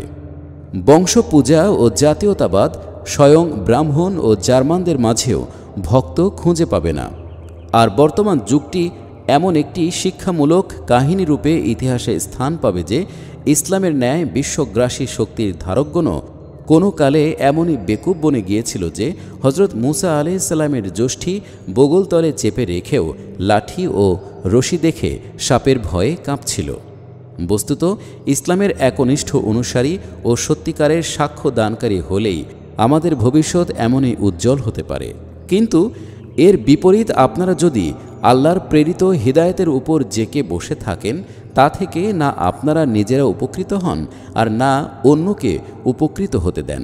আপনারা নিজেদের মুসলমান বলে দাবি করে ইসলামের প্রতিনিধি সেজে বসেন আর নিজেদের কথা ও কাজের মাধ্যমে শিরক, জাহিলিয়াত, দুনিয়া পূজা এবং নৈতিক উশৃঙ্খলতার পথেই বেশিরভাগ সাক্ষ্য দান করেন। পৃষ্ঠা 23। আল্লাহর কিতাব তাকের উপর রেখে পথ নির্দেশের জন্য ধাবিত হন কুফরের ধ্বজাধারী ও গোমরাহির উৎসের দিকে। আল্লাহর বন্দেগীর দাবি করে প্রকৃত শয়তানি ও আল্লাহদ্রোহী শক্তিগুলোরই দাসত্ব করেন। বন্ধুত্ব ও শত্রুতা শুধু প্রবৃত্তির লালসার জন্যই করেন, আর উভয় ক্ষেত্রেই ইসলামকে দূরে সরিয়ে রাখেন আর এভাবে নিজেদের জীবনকেও ইসলামের কল্যাণ থেকে দূরে রাখেন এবং দুনিয়াবাসীকেও ইসলামের প্রতি আকৃষ্ট করার পরিবর্তে উল্টো আরও দূরে ঠেলে দেন। তবে এমতাবস্থায় আপনাদের দুনিয়া ও আখিরাত কোনোটাই কল্যাণময় হতে পারে না, বরং আজ আপনারা যা কিছু দেখতে পাচ্ছেন তা হচ্ছে আল্লাহর চিরাচরিত নিয়ম অনুসারে এরূপ কর্মনীতির পরিণতি। আর অদূর ভবিষ্যতে এর চেয়েও মন্দ পরিণতির সম্মুখীন হওয়া মোটেই বিচিত্র নয়। ইসলামের লেবেলটা খুলে দিয়ে প্রকাশ্যে কুফরকে গ্রহণ করলে হয়তো পার্সিয়ান, আমেরিকান ও ব্রিটেনের মতো আপনাদের দুনিয়াবী জিন্দেগিটা চাকচিক্যময় হতে পারত, কিন্তু মুসলমান হয়ে অমুসলমানদের মতো জীবনযাপন করা এবং আল্লাহর দ্বীনের ভুয়া প্রতিনিধিত্ব করে দুনিয়ার মানুষের জন্যে হিদায়েতের দ্বার রুদ্ধ করে দেওয়ার এই গুরুতর অপরাধ আপনাদের দুনিয়াবী জিন্দেগিকেও সমৃদ্ধিশালী হতে দেবে না। এই অপরাধের যে শাস্তির কথা কোরআনে লিপিবদ্ধ রয়েছে এবং যার জীবন্ত উদাহরণ হিসেবে আপনাদের সামনে ইহুদি জাতি বর্তমান রয়েছে, তা কিছুতেই নড়চড় হতে পারে না। আপনারা এক জাতিত্বের লঘুতর বিপদকে তথা আহওয়ানুল বালিয়াতাইনকে গ্রহণ করুন কিংবা মুসলিম জাতীয়তার নামে নিজেদের স্বতন্ত্র জাতীয়তার স্বীকৃতি আদায় করে যাবতীয় সুযোগ সুবিধা আদায় করে নেন, এ থেকে কোনো মতেই আপনারা রেহাই পেতে পারেন না। কারণ এ শাস্তি থেকে অব্যাহতি পাবার একমাত্র পথই হচ্ছে ওই অপরাধ থেকে বিরত থাকা। পৃষ্ঠা 24। আমাদের উদ্দেশ্য। এখন আমরা কি উদ্দেশ্যে সংঘবদ্ধ হয়েছি তাই আমি আপনাদের কাছে সংক্ষেপে ব্যক্ত করব। যারা ইসলামকে নিজেদের দিন বলে স্বীকার করে থাকেন তাদেরকে আমরা এই আহ্বান জানাচ্ছি যে তারা যেন এই দিনকে নিজেদের প্রকৃত জীবন বিধানে পরিণত করেন। একে যেন ব্যক্তিগতভাবে নিজেদের জীবনে ও সামগ্রিকভাবে নিজেদের গৃহে, খানদানে, সমাজে, শিক্ষা প্রতিষ্ঠানে, সাহিত্য ও সাংবাদিকতায়, ব্যবসায় বাণিজ্যে, অর্থনৈতিক কাজ কারবারে, সমিতি ও জাতীয় প্রতিষ্ঠানে এবং সাধারণভাবে জাতীয় নীতি নির্ধারণে কার্যত প্রতিষ্ঠিত করেন। আর কথা ও কাজের মাধ্যমে দুনিয়ার সামনে তার যথার্থ সাক্ষ্য দান করেন। আমরা তাদেরকে আরও বলছি যে মুসলমান হিসেবে দ্বীন ইসলামের প্রতিষ্ঠা ও সত্যের সাক্ষ্য দানই আপনাদের জীবনের মুখ্য উদ্দেশ্য। তাই আপনাদের যাবতীয় চেষ্টা সাধনা ও ক্রিয়াকলাপ এই উদ্দেশ্যকে কেন্দ্র করেই সম্পাদিত হওয়া উচিত। যেসব কথা ও কাজে ইসলামের বিরোধিতা এবং ভুল প্রতিনিধিত্ব হওয়ার আশঙ্কা রয়েছে তা থেকে আপনাদের সর্বতোভাবে বিরত থাকা কর্তব্য। আপনাদের প্রতিটি কথা ও কাজকে ইসলামের মানদণ্ডে যাচাই করুন। দ্বীন ইসলামকে প্রতিষ্ঠিত করা, যথার্থ রূপে তার সত্যতার সাক্ষ্য দান করা এবং চূড়ান্ত রূপে সত্যকে প্রতিপন্ন করার উদ্দেশ্যে ইসলামের প্রতি দুনিয়ার মানুষকে আহ্বান জানানোর জন্যে নিজেদের যাবতীয় চেষ্টা সাধনাকে নিয়োজিত করুন। আমাদের কর্মপদ্ধতি। জামাতে ইসলামী কায়েম করার এই হচ্ছে একমাত্র উদ্দেশ্য। এই উদ্দেশ্য সাধনের জন্যে যে পথ আমরা বাছাই করে নিয়েছি তা হচ্ছে এই যে আমরা প্রথমত মুসলমানদেরকে তাদের দায়িত্ব ও কর্তব্য স্মরণ করিয়ে দেই। ইসলাম জিনিসটা কি, তার দাবি ও চাহিদা কি, মুসলমান হওয়ার তাৎপর্য কি, মুসলমান হওয়ার দরুন তাদের ওপর কোন কোন দায়িত্ব অর্পিত হয়, এসব কথা তাদেরকে পরিষ্কার বলে দেই। পৃষ্ঠা 25। এ বিষয়টি যারা বুঝে নেন তাদেরকে আমরা বলে দেই যে ব্যক্তিগত প্রচেষ্টায় ইসলামের সকল দাবি পূরণ করা সম্ভব নয়। এজন্যে সামগ্রিক ও সম্মিলিত চেষ্টার প্রয়োজন। ব্যক্তি জীবনের সাথে দিনের এক ক্ষুদ্রতম অংশেরই সম্পর্ক রয়েছে মাত্র। সেটুকু আপনারা কায়েম করে ফেললেও পূর্ণ দিন কায়েম হয়ে যাবে না এবং এতে তার সত্যতার সাক্ষ্য আদায় হবে না। বরং সমাজ জীবনের কুফরি ব্যবস্থার প্রাধান্য থাকলে ব্যক্তির জীবনেরও বেশিরভাগ ক্ষেত্রে ইসলামকে কায়েম করা সম্ভব হবে না। কুফরি সমাজ ব্যবস্থার প্রভাব দিন দিন ব্যক্তি জীবনে ইসলামকে সীমিত ও সংকুচিত করতে থাকবে। তাই দিনকে পূর্ণরূপে কায়েম করার এবং যথার্থ রূপে তার সত্যতার সাক্ষ্য দান করার জন্যে সকল দায়িত্ব সম্পন্ন মুসলমানের সংঘবদ্ধভাবে দিন ইসলামকে কার্যত প্রতিষ্ঠিত ও তার দিকে দুনিয়ার মানুষকে আহ্বান জানানো এবং সেই সঙ্গে দিনের প্রতিষ্ঠা ও তার প্রচারের পথ থেকে সকল বাধা বিপত্তিকে হটিয়ে দেয়া কর্তব্য। সংগঠন প্রতিষ্ঠা। এজন্যে দিন ইসলামের জামাতকে অপরিহার্য করে দেয়া হয়েছে এবং দিনের প্রতিষ্ঠা ও তার দাওয়াত প্রচারের জন্যে এই কর্মনীতি নির্দিষ্ট করা হয়েছে যে প্রথমে একটি সুসংহত দল গঠন করতে হবে এবং তারপরেই আল্লাহর পথে চেষ্টা সাধনা চালাতে হবে। আর এ কারণেই জামাতবিহীন জিন্দেগিকে জাহেলি জিন্দেগি এবং জামাত থেকে বিচ্ছিন্ন হওয়ারই শামিল বলে অভিহিত করা হয়েছে। পৃষ্ঠা 26। এ সম্পর্কে নিম্নোক্ত হাদিসে রাসূলুল্লাহ সাল্লাল্লাহু আলাইহি ওয়াসাল্লাম বলেছেন, আল্লাহ আমাকে যে 5টি বিষয়ের হুকুম দিয়েছেন আমিও তোমাদেরকে তারই হুকুম দিচ্ছি। তা হল জামাত, নেত্রী আদেশ শ্রবণ, আনুগত্য, হিজরত ও আল্লাহর পথে জিহাদ। যে ব্যক্তি ইসলামী জামাত ত্যাগ করে এক বিঘত পরিমাণও দূরে সরে গেছে সে যেন নিজের গর্দান থেকে ইসলামের রজ্জু খুলে ফেলেছে। অবশ্য যদি সে জামাতের দিকে পুনঃ প্রত্যাবর্তন করে তবে স্বতন্ত্র কথা। আর যে ব্যক্তি জাহিলিয়াতের দিকে অর্থাৎ অনৈক্য ও বিশৃঙ্খলার দিকে আহ্বান জানাবে সে হবে জাহান্নামী। এত শ্রবণে সাহাবাগণ জিজ্ঞেস করলেন, হে আল্লাহর রাসূল, নামাজ রোজা আদায় করা সত্ত্বেও কি সে জাহান্নামী হবে? রাসূলুল্লাহ সাল্লাল্লাহু আলাইহি ওয়াসাল্লাম বললেন, হাঁ, যদিও সে নামাজ রোজা পালন করে এবং নিজেকে মুসলমান বলে দাবি করে তাহলেও সে জাহান্নামী হবে। আহমদ ও হাকিম। এই হাদিস থেকে নিম্নোক্ত 3টি কথা প্রমাণিত। 1. দ্বীনি কাজের সঠিক নিয়ম হচ্ছে এই যে সর্বাগ্রে একটি সুসংহত ও সুশৃঙ্খল জামাত গঠিত হবে এবং তার জন্যে এমন একটি সংগঠন গড়ে তুলতে হবে যার মাধ্যমে সবাই একজন নেতার আনুগত্য করে চলবে। অতঃপর পরিস্থিতি অনুযায়ী তারা হিজরত করবে এবং আল্লাহর পথে জিহাদ করবে। 2. জামাত থেকে বিচ্ছিন্ন থাকা প্রায় ইসলাম থেকে বিচ্ছিন্ন থাকারই নামান্তর। কারণ এর অর্থ হচ্ছে এই যে মানুষ আরবের সেই জাহিলি যুগের দিকেই পুনঃ প্রত্যাবর্তন করছে, যে যুগে কেউ কারো প্রতি কর্ণপাত করত না। পৃষ্ঠা ২৭। ৩. ইসলামের অধিকাংশ দাবি ও তার প্রকৃত উদ্দেশ্য কেবল জামাত এবং সম্মিলিত চেষ্টার মাধ্যমেই পূর্ণ হতে পারে। এজন্যই হজরত রাসূলুল্লাহ সাল্লাল্লাহু আলাইহি ওয়াসাল্লাম নামাজ রোজার পাবন্দি এবং মুসলিম হওয়ার দাবি করা সত্ত্বেও জামাত ত্যাগী ব্যক্তিকে ইসলাম ত্যাগী বলে আখ্যা দিয়েছেন। হজরত ওমর রাদিয়াল্লাহু তাআলা আনহু এর নিম্নোক্ত বাণীও এ কথারই প্রতিধ্বনি করছে, লা ইসলামা ইল্লা বি জামাআতিন। জামাতবিহীন ইসলামের কোনো অস্তিত্ব নেই। কাজের ৩টি পথ।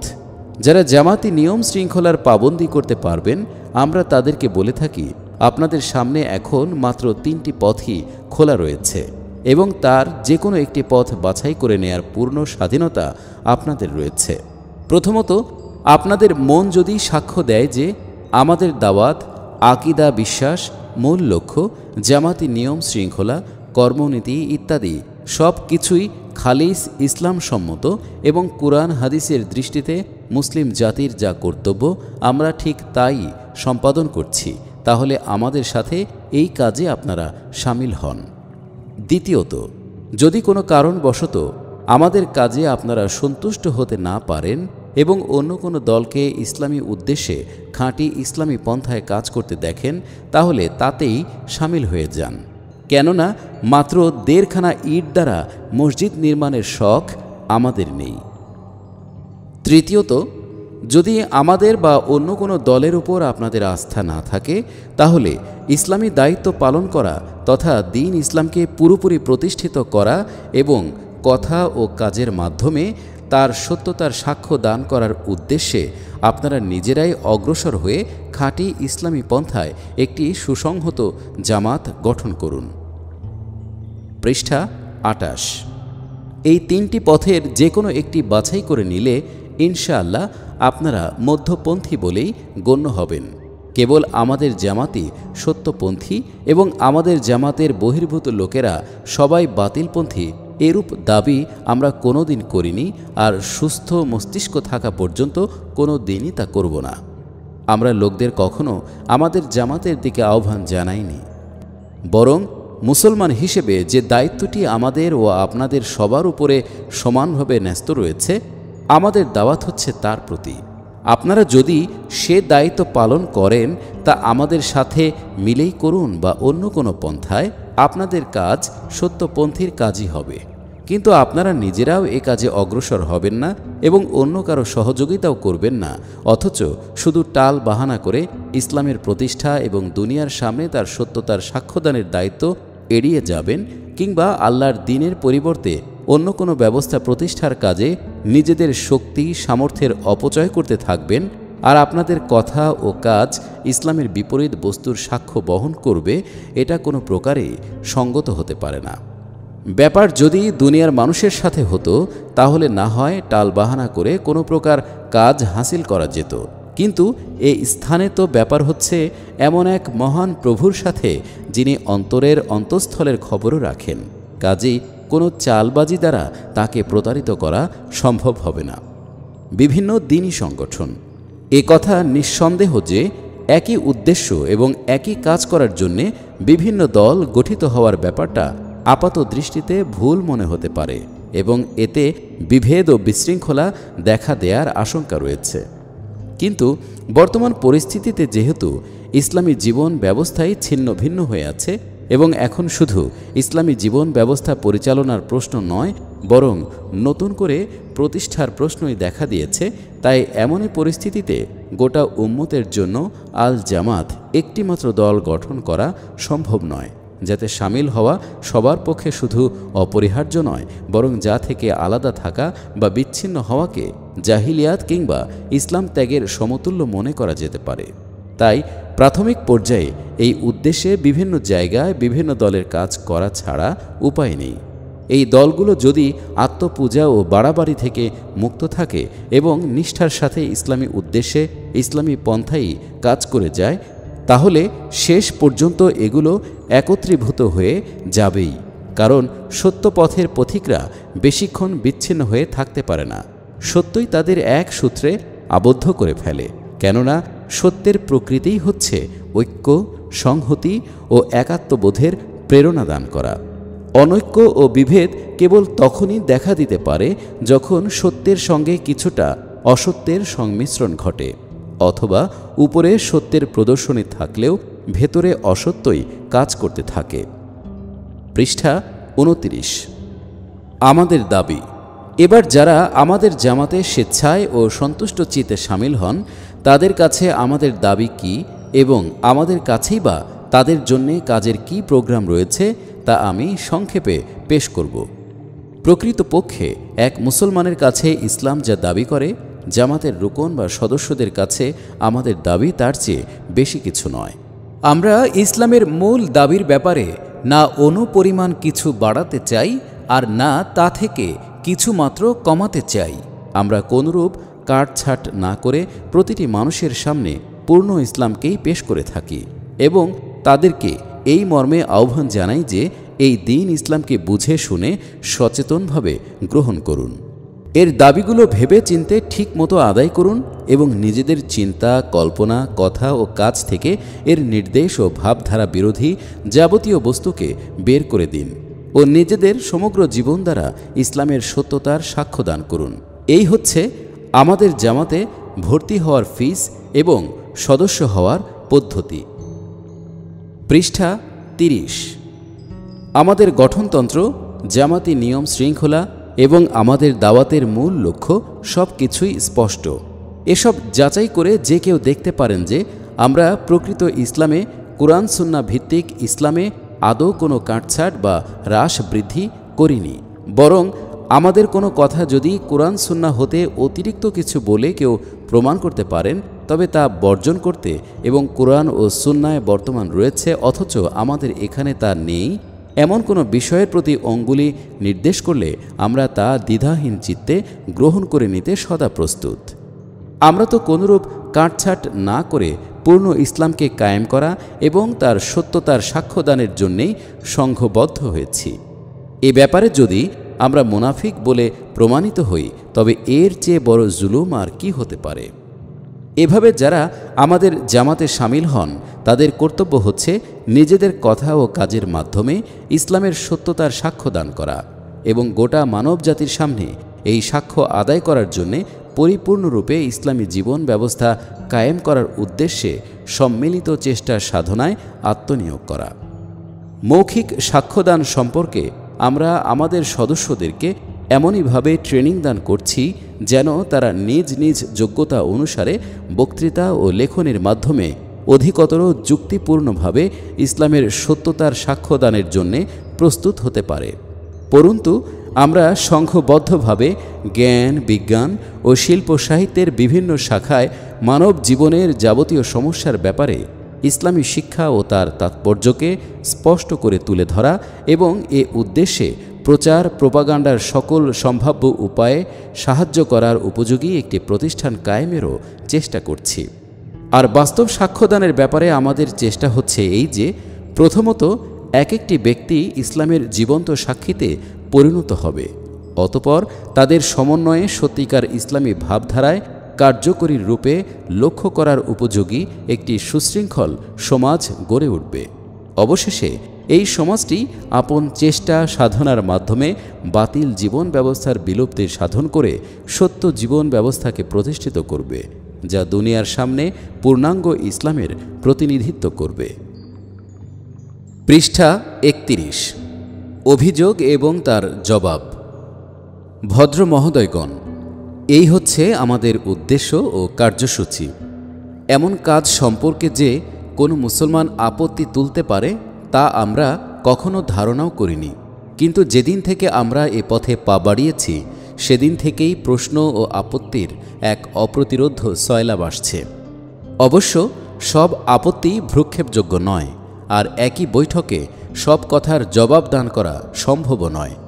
তবে যেসব আপত্তিকে আপনাদের এই শহরে ভুল বোঝাবুঝি সৃষ্টির উদ্দেশ্যে প্রচার করা হচ্ছে, এখানে আমি সেগুলো সম্পর্কে কিছু বলতে চাই। নতুন ফিরকা। বলা হয় যে আমাদের জামাত মুসলমানদের মধ্যে একটি নতুন ফিরকার গোড়াপত্তন করেছে। এ ধরনের কথা যারা প্রচার করে থাকেন সম্ভবত ফিরকা সৃষ্টির মূল কারণগুলোই তাদের জানা নেই। মুসলমানদের মধ্যে যেসব কারণে ফিরকা বা উপদলের সৃষ্টি হয় সেগুলোকে মোটামুটি 4 ভাগে ভাগ করা যেতে পারে। প্রথমত, দ্বীনের সাথে সম্পর্কহীন কোনো বস্তুকে আসল দ্বীনের মধ্যে শামিল করে নিয়ে তাকেই কুফর ও ঈমান অথবা হিদায়াত ও গোমরাহির মাপকাঠি হিসেবে গ্রহণ করা। দ্বিতীয়ত, দ্বীনের কোনো বিশেষ মাসআলাকে কোরআন ও সুন্নাহর চেয়ে অধিক গুরুত্ব দিয়ে তাকেই উপদল সৃষ্টির ভিত্তি হিসেবে গণ্য করা। তৃতীয়ত, ইজতিহাদি বিষয়াদিতে বাড়াবাড়ি করা এবং ভিন্ন মত পোষণকারীদের উপর ফাসিক ও কুফরের অপবাদ চাপিয়ে দেয়া কিংবা অন্তত তাদের সাথে স্বতন্ত্র আচার পদ্ধতি অবলম্বন করা। চতুর্থত, নবী করিম সাল্লাল্লাহু আলাইহি ওয়াসাল্লামের পর কোনো বিশেষ ব্যক্তি সম্পর্কে অতিরিক্ত ধারণা পোষণ করা এবং তার সম্পর্কে এমন কোনো মর্যাদা দাবি করা যা মানা বা না মানার উপর লোকদের ঈমান কিংবা কুফর নির্ভরশীল হতে পারে, অথবা কোনো বিশেষ দলে যোগদান করলেই সত্যপন্থী হওয়া যাবে এবং তার বাইরে অবস্থানকারী মুসলমানরা হবে বাতিলপন্থী এমন কোনো দাবি উত্থাপন করা। পৃষ্ঠা 32। এখন আমি জিজ্ঞেস করতে চাই যে উপরোক্ত 4টি ভুলের কোনটি আমরা করেছি? কোনো ভদ্রলোক যদি দলিল প্রমাণসহ স্পষ্টভাবে বলে দিতে পারেন যে আমরা অমুক ভুলটি করেছি, তবে তৎক্ষণাৎ আমরা তওবা করব এবং নিজেদের সংশোধন করে নিতে আমরা মোটেই দ্বিধাবোধ করব না। কেননা আমরা আল্লাহর দ্বীন কায়েম করার উদ্দেশ্যেই সংঘবদ্ধ হয়েছি, দলাদলি সৃষ্টির উদ্দেশ্যে নয়। কিন্তু আমাদের কার্যকলাপ দ্বারা যদি উক্তরূপ ভুল প্রমাণিত না হয় তবে আমাদের সম্পর্কে ফিরকা সৃষ্টির আশঙ্কা কিভাবে করা যেতে পারে? আমরা শুধু আসল ইসলাম এবং কোনো কাটছাট না করে পূর্ণ ইসলামকে নিয়েই দাঁড়িয়েছি। আর মুসলমানদের কাছে আমাদের আবেদন শুধু এই যে আসুন আমরা সবাই মিলে একে কার্যত প্রতিষ্ঠিত করে দুনিয়ার সামনে এর সত্যতার সাক্ষ্যদান করি। বস্তুত দ্বীনের কোনো একটি বা কয়েকটি বিষয়কে নয়, বরং পরিপূর্ণ দ্বীন ইসলামকে আমরা সংগঠন ও সম্মিলনের বুনিয়াদ হিসেবে স্থির করে নিয়েছি। ইজতেহাদি বিষয়ে আমাদের অভিমত। ইজতেহাদি বিষয়াদির ব্যাপারে যেসব মাযহাব ও মতবাদকে শরীয়তের নীতির ভেতরে থেকে মেনে নেয়ার অবকাশ রয়েছে তার সবগুলোকেই আমরা সত্য বলে স্বীকার করি। আমরা প্রচলিত মাযহাব ও মতামতগুলোর মধ্যে নিজ নিজ ইচ্ছা ও অভিরুচি অনুযায়ী আমল করার ব্যাপারে সবার অধিকার স্বীকার করি এবং বিশেষ কোনো ইজতেহাদি মতের ভিত্তিতে ফিরকার সৃষ্টি করাকে অসঙ্গত বলে মনে করি। পৃষ্ঠা 33। গোড়ামি পরিহার। আমরা নিজেদের জামাত সম্পর্কেও কোনরূপ গোড়ামি করিনি অথবা কখনো এমন কথা বলিনি যে সত্য কেবল আমাদের জামাতেই সীমাবদ্ধ হয়ে আছে। আমরা পুরোপুরি দায়িত্ব সচেতন হয়েই এ কাজের জন্যে মাথা তুলে দাঁড়িয়েছি এবং আপনাদেরকেও আপনাদের দায়িত্বের কথা স্মরণ করিয়ে দিচ্ছি। এখন আপনারা আমাদের সাথে উঠে দাঁড়াবেন কি নিজেরাই স্বতন্ত্রভাবে দায়িত্ব পালন করবেন কিংবা অন্য কোনো দায়িত্ব পালনকারীর সাথে মিলে কাজ করবেন তা আপনাদেরই বিবেচ্য। আমিরের মর্যাদা সম্পর্কেও আমরা কোনরূপ বাড়াবাড়িতে লিপ্ত হইনি। আমাদের আন্দোলন ব্যক্তি বিশেষকে কেন্দ্র করে গড়ে ওঠেনি। এখানে কারো জন্যে বিশেষ কোনো মর্যাদার দাবি করা হয়নি। কারো কিরামাত, ইলহাম ও পবিত্রতার কাহিনী সম্পর্কে বিজ্ঞপ্তির ছড়াছড়িও করা হয়নি। কারো ব্যক্তিগত আকীদা বিশ্বাসের ওপর জামাতের ভিত্তি স্থাপন করা হয়নি অথবা কারো ব্যক্তিত্বের প্রতি জনসাধারণকে আহ্বান জানানোও হয়নি। বরং উদ্ভট দাবি দেওয়া, স্বপ্ন, কাশফ, কিরামাত ও ব্যক্তিবিশেষের পবিত্রতার কাহিনী প্রচার থেকে আমাদের আন্দোলন সর্বতোভাবে মুক্ত ও পবিত্র। আদর্শবাদী আন্দোলন। এখানে কোনো ব্যক্তিবর্গের দিকে আহ্বান জানানো হয় না। পবিত্র কোরআনের দৃষ্টিতে প্রত্যেক মুসলমানের যা জীবন লক্ষ্য, যে মূলনীতিসমূহের সমষ্টিকে বলা হয় ইসলাম, আমাদের আহ্বান হচ্ছে তারই প্রতি।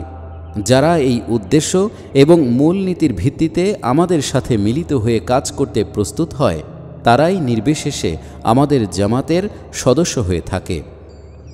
আমির নির্বাচন। অতঃপর এই সদস্যগণ নিজেদের মধ্য থেকে একজনকে আমির নির্বাচিত করেন। আমিরের পদে কারো ব্যক্তিগত প্রাপ্য অধিকার স্বীকৃত নয়, বরং সম্মিলিতভাবে কাজ করতে হলে জামাতে একজন প্রধান থাকা দরকার বলেই একজনকে আমির নির্বাচিত করা হয়। এই নির্বাচিত আমিরকে পদচ্যুত করে তদস্থলে জামাতের অন্য কাউকে আমির নির্বাচিত করা যেতে পারে, পরন্তু কেবল আমাদের এই জামাতের অন্তর্ভুক্ত লোকদেরই তার আনুগত্য করতে হয়।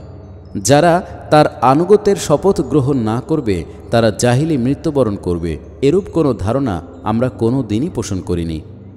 পৃষ্ঠা 34। এবার আমাকে আল্লাহর ওয়াস্তে বলুন, এমনই পদ্ধতিতে কাজ করা সত্ত্বেও আমাদের আন্দোলনের ফলে মুসলিম জাতির মাঝে কেমন করে একটি নতুন ফিরকার সৃষ্টি হতে পারে? বিস্ময়কর ব্যাপার এই যে যারা নিজেরাই ফিরকাবন্দি ও উপদলীয় কোন্দলে জড়িত, যারা হামেশা স্বপ্ন, কাশফ, কিরামতের চর্চা করে থাকেন, যাদের সমস্ত কাজ কর্ম কোনো হজরতের ব্যক্তিগত আকিদা বিশ্বাসের ভিত্তিতে সম্পাদিত হচ্ছে, যারা ব্যক্তি বিশেষের জন্য কোনো বিশেষ মর্যাদার দাবি করে থাকেন, খুঁটিনাটি ব্যাপারে ঝগড়া বিবাদ ও বিতর্ক মুনাজারায় লিপ্ত হন এবং ইস্তেহাদি মতামতের ভিত্তিতে দলাদলি ও শক্তি পরীক্ষায় অবতীর্ণ হন, আমাদের সম্পর্কে অপবাদ রটাতে তাদেরকেই দেখা যায় সর্বাধিক তৎপর। তাই কারো বিরক্তির পরোয়া না করেই আমি স্পষ্টভাবে বলতে চাই যে আমাদের সম্পর্কে এসব ভদ্রলোকগণ যেসব কথা প্রচার করেন, যে কারণে এরা আমাদের উপর বীতশ্রদ্ধ, আমাদের প্রকৃত মতাদর্শ তা নয়, বরং দ্বীন ইসলামের যে আসল কাজটি তাদের মনোপুত নয়, আমরা সেই দিকেই লোকদের আহ্বান জানাচ্ছি। আর এ কাজের জন্য যে কর্মপন্থা আমরা গ্রহণ করেছি তা দ্বারা তাদের অনুসৃত কর্মনীতির ভ্রান্তিগুলো অত্যন্ত স্পষ্টভাবে প্রকাশ হয়ে পড়েছে। এ কারণেই তারা আমাদের উপর বীতশ্রদ্ধ। পৃথক দল গঠনের প্রয়োজন। আমাদের প্রশ্ন করা হয় যে এ কাজ করাই যখন তোমাদের উদ্দেশ্য ছিল তখন করতে, কিন্তু পৃথক নাম নিয়ে একটি স্থায়ী জামাত গঠন করলে কেন? এ দ্বারা মুসলিম জাতির মধ্যে বিভেদ ও বিশৃঙ্খলা সৃষ্টি হচ্ছে। বস্তুত এ হচ্ছে এক অভিনব প্রশ্ন। পৃষ্ঠা 35।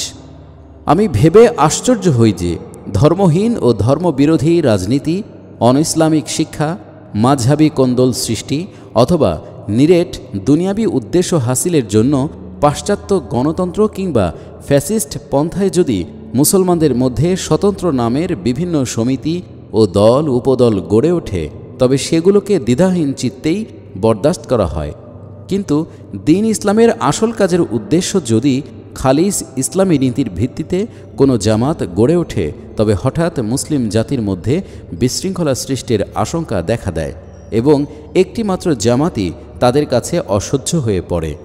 এ থেকে এ কথাই মনে হচ্ছে যে প্রশ্নকর্তাগণ আসলে জামাত বা দল গঠনের বিরোধী নন, বরং দ্বীনের আসল কাজের উদ্দেশ্যে দল গঠনেই তাদের যত আপত্তি। যাই হোক, তাদের কাছে আমার নিবেদন হচ্ছে এই যে দল গঠনের অপরাধ আমরা সাগ্রহে নয়, বরং একান্ত বাধ্য হয়েই করেছি। সবাই জানেন যে এই জামাত গঠন করার পূর্বে ক্রমাগত কয়েক বছর আমি একাকী মুসলমানদেরকে এই বলে আহ্বান জানিয়েছি যে তোমরা এ কোন পথে নিজেদের শক্তি, সামর্থ্য ও চেষ্টা সাধনা নিয়োজিত করছ।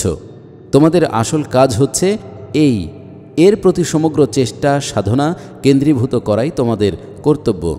তখন সমস্ত মুসলমান যদি এ আহ্বান গ্রহণ করত তবে কিছুই বলার ছিল না।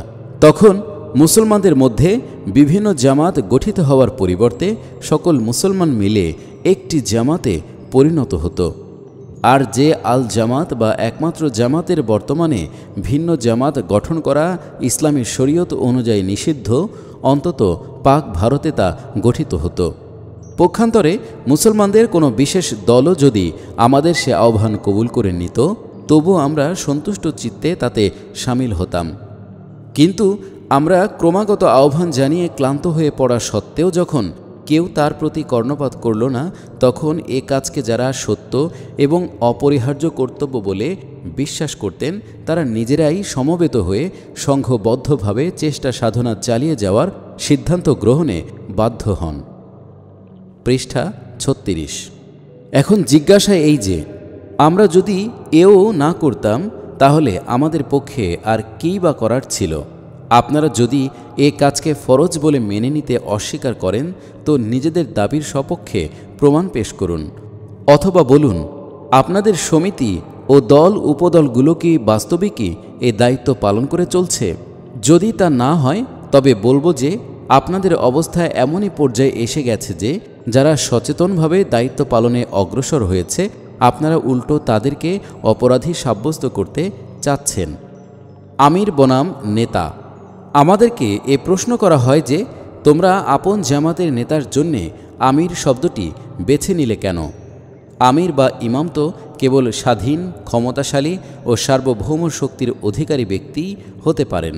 তারা এ কথার সমর্থনে কিছু হাদিস পেশ করে এই যুক্তি প্রদর্শন করে থাকেন যে ইমামত নেতৃত্ব শুধু ইলমের ইমামত, নামাজের ইমামত কিংবা যুদ্ধ বিগ্রহের ইমামই হতে পারে, এছাড়া তো আর কোনো প্রকারের ইমামত নেই। এ ধরনের প্রশ্ন যারা করেন তারা কেবল ইসলামের রাজনৈতিক ব্যবস্থায় অধিষ্ঠিত হওয়া এবং সার্বভৌম ক্ষমতা সম্পন্ন ইমামতের প্রতিষ্ঠাকালীন ফিকা ও হাদিস সম্পর্কেই খোঁজ খবর রাখেন। কিন্তু মুসলমানদের জামাত নেতৃত্বচ্যুত হলে, স্বাধীন ও সার্বভৌম ক্ষমতা থেকে বঞ্চিত হলে এবং ইসলামের জামাতি নিয়ম শৃঙ্খলা ছিন্ন ভিন্ন হয়ে গেলে কি ব্যবস্থা গ্রহণ করতে হবে সে সম্পর্কে তারা মোটেই ওয়াকিফহাল নন। আমি তাদেরকে জিজ্ঞেস করতে চাই যে এরূপ পরিস্থিতিতে কি মুসলমানরা বিচ্ছিন্ন হয়ে থাকবে এবং কোনো সার্বভৌম শক্তির অধিকারী ইমাম পাঠানোর জন্যে আল্লাহর কাছে দোয়া করবে, না তাদেরকে এমনই ইমাম কায়েম করার জন্যে কোনো সংঘবদ্ধ প্রচেষ্টাও চালাতে হবে? তারা যদি স্বীকার করেন যে এজন্যে সমবেত প্রচেষ্টা চালাতে হবে তবে তারা অনুগ্রহপূর্বক বলুন জামাত গঠন না করে কিভাবে সমবেত প্রচেষ্টা চালানো সম্ভব।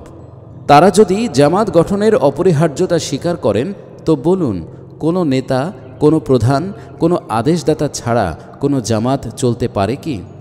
তারা যদি এর প্রয়োজনীয়তা স্বীকার করেন তবে ইসলামী কাজের উদ্দেশ্যে যে ইসলামী জামাত গঠিত হবে তার নেতার জন্য ইসলামের কী পরিভাষা নির্ধারিত রয়েছে তা তারাই আমাদের বলে দিন। যে কোনো পরিভাষাই তারা বলুন না কেন, তা যদি ইসলামী হয় তবে তাই আমরা গ্রহণ করব। আর যদি এও তারা না পারেন তবে পরিষ্কার ভাষায় বলে দিন যে ক্ষমতা লাভের পরবর্তী অবস্থার জন্যে তো ইসলামের অনেক পথ নির্দেশ মজুদ রয়েছে, কিন্তু ক্ষমতাহীন অবস্থায় কি করে তা অর্জন করতে হবে সে সম্পর্কে ইসলাম কোনো পথ নির্দেশ দেয়নি। এ কাজ যারা করবেন তাদেরকে অনইসলামিক পন্থায় এবং অনইসলামিক পরিভাষা অনুযায়ী করতে হবে। তাদের অভিপ্রায় যদি এ না হয়ে থাকে তবে সভাপতি, লিডার, নেতা, কায়েদ ইত্যাদি পরিভাষা ব্যবহারে যাদের আপত্তি নেই তারা কেন আমিরের পরিভাষা শুনে উত্তেজিত হয়ে ওঠেন, এর তাৎপর্য ব্যাখ্যা করা আমাদের পক্ষে এক দুরূহ ব্যাপার। সাধারণত এ ব্যাপারটি অনুধাবন করতে লোকদের কিছুটা অসুবিধা দেখা দেয়। এর কারণ এই যে নবী করিম সাল্লাল্লাহু আলাইহি ওয়াসাল্লামের যুগে যখন আমির বা ইমামের পরিভাষা ব্যবহার করা হতো তখন ইসলামী রাষ্ট্র প্রতিষ্ঠিত ছিল, আর যতদিন পর্যন্ত ইসলামী রাষ্ট্র প্রতিষ্ঠিত হয়নি ততদিন স্বয়ং রাসূলুল্লাহ সাল্লাল্লাহু আলাইহি ওয়াসাল্লামই রাসূল হিসেবে দ্বীন ইসলাম প্রতিষ্ঠার আন্দোলনে নেতৃত্ব দান করেন। কাজেই আমির বা ইমামের পরিভাষা ব্যবহারের কোনো অবকাশই তখন ছিল না। ইসলামের প্রকৃতি। কিন্তু ইসলামের গোটা ব্যবস্থাপনার উপর দৃষ্টিপাত করলে এ কথা সুস্পষ্ট হয়ে ওঠে যে এই দ্বীন ইসলাম মুসলমানদের প্রতিটি সম্মিলিত কাজের নিয়ম শৃঙ্খলার দাবি করে। পৃষ্ঠা 38। আর এই নিয়ম শৃঙ্খলার পদ্ধতি হচ্ছে এই যে কাজ জামাতবদ্ধ হয়ে করতে হবে এবং একজনকে হতে হবে তার আমির। অনুরূপভাবে নামাজ পড়তে হলে একজনকে ইমাম নিযুক্ত করে জামাতের সাথে পড়তে হবে। হজ করতে হলে সুশৃঙ্খল পন্থায় একজনকে আমিরে হজ হতে হবে। এমনকি 3 জন লোক যদি সফরে বের হয় তবে তাদের মধ্য হতে একজনকে আমির নির্বাচিত করে সুশৃঙ্খল পন্থায় সফর করতে হবে। ইযা খরাজা সালাসাতান ফি সাফরিন ফালইউআম্মারু আলাইহিম আহাদুহুম। ইসলামী শরীয়তের এ মূল ভাবধারাটি হযরত উমর রাদিয়াল্লাহু আনহু এর নিম্নোক্ত বাণীতে পরিস্ফুট হয়ে উঠেছে। লা ইসলামা ইল্লা বিজামাআতিন ওয়ালা জামাআতা ইল্লা বিইমারাতিন ওয়ালা ইমারাতা ইল্লা বিতাআহ।